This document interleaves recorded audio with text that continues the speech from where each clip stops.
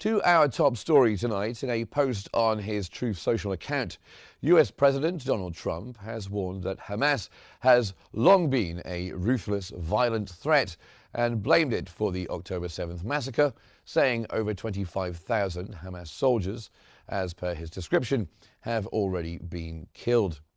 He set a firm deadline, Sunday at 6 p.m. Washington time, for Hamas to accept a proposed peace deal or face unprecedented consequences, and urged innocent Palestinians to evacuate danger zones and called for immediate release of all detainees, insisting the deal would bring Middle East peace.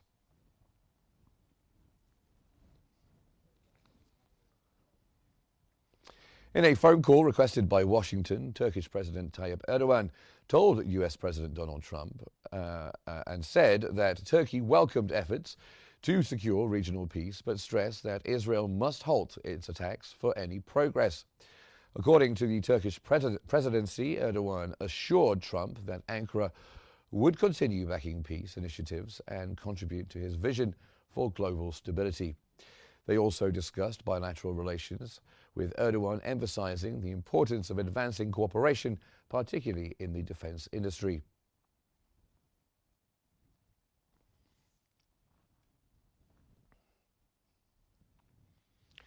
Gaza-based health authorities have announced that the death toll from Israeli attacks on the Gaza Strip has climbed to over 66,200 and over 169,100 wounded.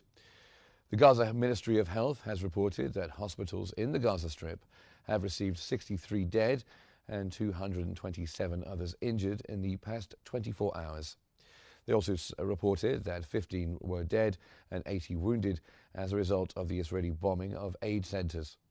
It also reported that the number of victims from the bombing of aid centers has risen to more than 2,500 deaths and more than 19,000 wounded.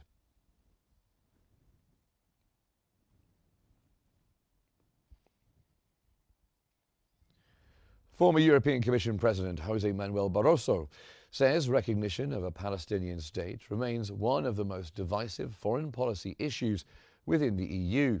Speaking at the Global Cybersecurity Forum in Riyadh, Barroso noted that while more than 150 nations worldwide recognize Palestine, only 15 of the EU's 27 member states have done so.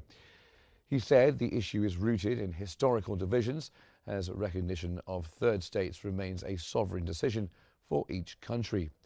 But also added that while reconciliation is difficult, global efforts toward peace are vital amid what he called a preventable tragedy.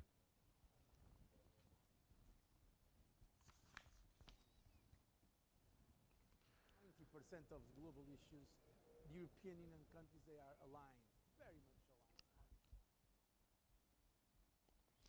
aligned. International health agencies evacuated critically ill premature babies from a hospital in Gaza City on Friday as Israel's offensive intensified in the north.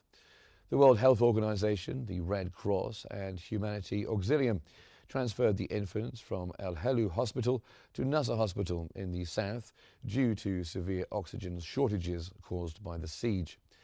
Medical teams carried newborns through rubble-strewn streets as emergency crews cleared paths for ambulances.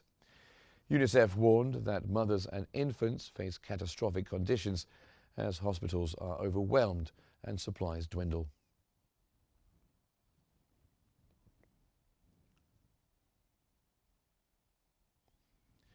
Israeli forces have dispersed left-wing activists rallying at the Gaza border in solidarity with the Global Summit flotilla. Protesters gathered at the fence calling for an end to the war and condemning Israel's interception of aid boats bound for Gaza. One activist from Tel Aviv said the demonstration was meant to mirror the flotilla's effort to break the blockade at sea with a land protest. Soldiers broke up the rally shortly after it began.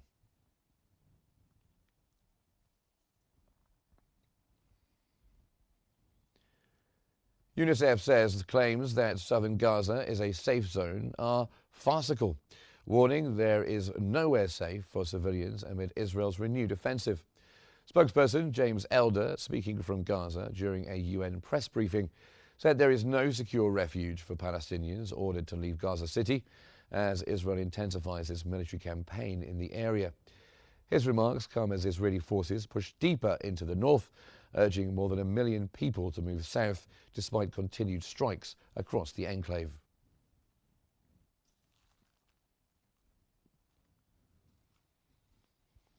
Israeli forces have intercepted and boarded the Marinette, the last vessel from the global summer flotilla, still attempting to reach Gaza.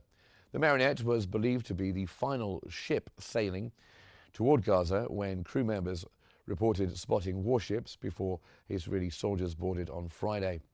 The interception marked the end of the flotilla's mission to deliver aid by sea amid the ongoing conflict.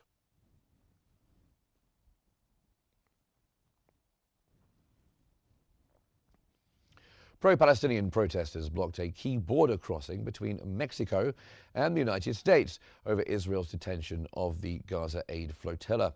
Dozens gathered at Paso del Norte bridge linking Ciudad Juarez and El Paso, forcing U.S. authorities to close the crossing for more than an hour. The protest, organized by the Palestinian Border Network, was part of a wave of global demonstrations after Israel intercepted almost 40 boats carrying aid to Gaza and detained over 450 activists, including 6 Mexicans and, of course, Greta Thunberg, the climate activist. The demonstration ended peacefully and traffic resumed once the crowd dispersed.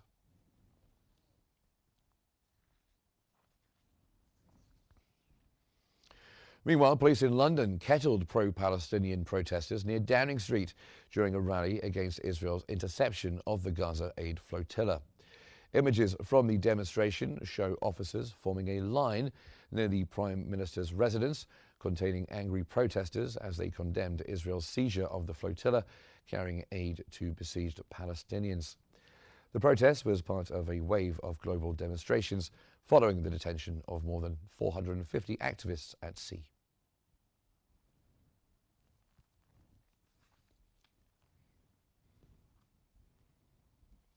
And hundreds rallied for a second day outside the United States Embassy in Kuala Lumpur today to protest Israel's interception of the Gaza-bound aid flotilla. Demonstrators in Malaysia's capital waved Palestinian flags and chanted slogans condemning Israel's seizure of the flotilla, which carried humanitarian aid to Gaza. The protest was part of growing global outrage over the detention of more than 450 activists intercepted at sea.